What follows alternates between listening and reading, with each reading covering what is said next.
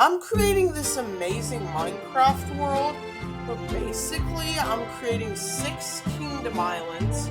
However, today we're gonna be creating our first custom kingdom called the Kingdom of Yadril, which is a sky kingdom, and I'm so excited for it, so let's begin. First up, we have this medieval European village. It's called Donegal, even though there's a village in Ireland called Donegal. This version's gonna be very Western European inspired. The first building is the tavern, and it's one of the liveliest places in the Sky Archipelago. And it's where you can sit down after a long survival adventure, and there could even be some quests going from here to other islands.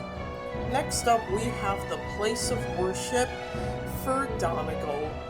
Now, since I'm a Catholic, I built a church here, but I've built other places of worship for the different cities reflecting on their themes. Now, it ended up a lot more like a cathedral than a church, but I'm still satisfied how it turned out, and it's gotta be one of the coolest buildings that I've ever built. Thirdly, we have the cartographer's house. Now, in the lore, he would actually also scan the weather just in case there would be some mist blowing off from Vulcan Island, which is a volcano island, but also to see if there's going to be any thunder coming, which is equally devastating for the people there. I made it look a bit like the tavern, but you'll see in a bit that I'm going to add in some more unique buildings than just this German slash English kind of medieval buildings, and you'll see later. Next up, we have Donegal's farm. Each village in Yadril gives them a certain resource. For instance, we're going to build this amazing mining town and a lumber town, but this is going to be the farming town. I built this little medieval windmill, and if the last few seconds of this is kind of lost, well, it's mostly because I kind of screwed up and thought putting every single crop with world edit would be a good idea. So sorry about that, but it turned out cool, so whatever. In a select few of fantasy games like Skyrim, there's an option to have fast travel instead of actually going to your destination yourself. And actually, there's gonna be fast travel in the Aetherian Sea. It'll be via blimps in the Sky Island archipelago, where you can go to all 4 villages that I plan, as well as another structure that I'm gonna tell about you guys later. Hell, you might even bring those happy ghasts into these ports when you play the map for yourself. Finally, we have a small cottage. Now, even though all the other buildings are inspired by Trixie Blox' Meadow Village, this one is actually inspired by single-story Irish cottages, because I originally planned this to be a Celtic village, and basically, I established a palette of thatched roofs and kind of a spruce or dark oak framing, and I think it turned out pretty good, but let me know what you think in the comments. Anyways, with that complete, and our first town is done, and so we can move on to the next town. Even though birch is kind of useless, I kind of like how it kind of looks, because it reminds me of real birch trees in Eastern Europe. So for this one, it's going to be the lumber town of Schulze, and basically it's going to be the gateway to the Sky Island archipelago from the Stepstones. So first, I built a little stone bridge connecting the Sky Island to the actual Stepstones, and now we can actually work on with the buildings. As we plot down terrain and the wool for this, I'm going to tell you some backstories. So this was originally like a cold kingdom, and basically the rising energy from the nether dimension got these islands straight up into the skies, where they now rest today. This juxtaposed position that they're in got me to be inspired by Eastern Europe. From cool buildings I found in Poland while I was on vacation there a couple years ago, to some buildings in other Eastern European countries like Czechia, Ukraine, and Russia. Also, I built this little forest where the villagers would gather wood, and at first I wanted it to be fenced, but I realized that even though birch looks pretty cool, if used too much it'll look super ugly, so I basically removed it and left it be in the small hill. Anyways, let's get into the buildings. This is the place of worship for Shunza, which is actually based off the Archcathedral Basilica of St. John the Baptist in Warsaw, Poland. And I actually kind of like how it looks, but I tweaked it off camera if you think it looks pretty ugly. Inside, you'll actually find some details from confessionals to an organ I built using banner patterns and a lectern, and I'm honestly kind of really proud of myself for all of that I've done in this Sky Archipelago so far. Next, this is where the lumberjack lives, and basically, here's a bit of lore. He started chopping birch trees just for the fun of it, and he sold some to the kingdom of Yadril, and he got a lot of money off it, and he actually used some of the money to actually fund the people there to kind of help them grow as a kingdom. Anyways, this building is actually inspired by Trixie Blocks' Pale Village General Store, and I tweaked it off camera if you think it looks basic and birchy, because as I said earlier, too much of a good thing can be pretty bad.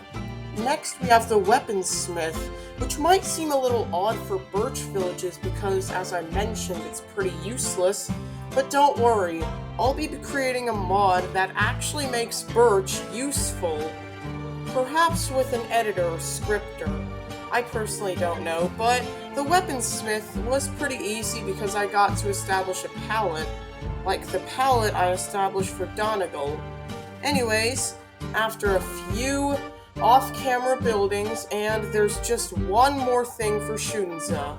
Since this is actually connected to the Stepstones, which in turn is connected to the rest of the Aetherian Sea, Shunza's blimp port has to be larger than the others. So I actually built a little station building, kind of like Victorian train stations. Anyways, with that done, let's move on to the next town. But before we move on to the next town, I just want to remind you guys that even more sneak peeks to this and upcoming builds are available on my Patreon. So the link is in my bio because YouTube removed my advanced features for saying "ars" in a video, and there's also my SoundCloud, where I actually made some soundtracks for some of the islands in the Aetherian Sea. So check that out once you're done, if you want. This isn't actually a town, but rather kind of a mini-town. This is Rayava, which is basically a massive library in the middle of a decently large island. Anyways, I based this off the Library of Onios and Sky Hall in Arcane Odyssey! Haven't done that in a while. Anyways, we are now halfway done with this whole Sky Archipelago, so let's move on to the next island. Even though I said fortifications weren't used widely in the Aetherian Sea in Episode 2, only in Nabut and Rose Island, well, this island has fortifications. This is the mining town of Teshka, and they actually unearthed a very rare mineral, which is why they have to be fortified. And I built these really cool domes at the top of these, and I really like how these fortifications turned out, but let me know what you think in the comments. The first building in Teshka is actually the wingsuit dealer, and well, it's one of the reasons why they're pretty rich. It's because people need to get to other sky islands like Karlova and Crucible Island, which we'll be building sooner or later. Anyways, I made this look like a log cabin, and that's actually going to be the main architectural style here. After building some off-camera houses in Tezhka, I've decided to build a communal campfire. This is obviously inspired by Snow Riven in Sky Hall in Arcane Odyssey. And I also built a little path connecting to that campfire as well. Do you remember that super funny video where some Russian kid was crashing out in Minecraft after someone removed his house with World Edit? Да ты чё?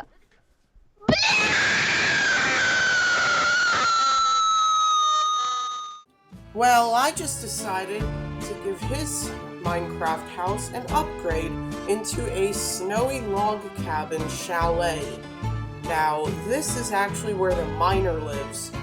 The miner unearthed a bunch of arcanium on the island, and he donated it to other islands, including Donegal and the actual capital of Yadril, which is gonna be in the next episode because I didn't have time to do that.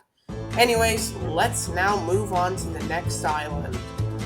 I decided to add in an interactive feature for the Aetherian Sea.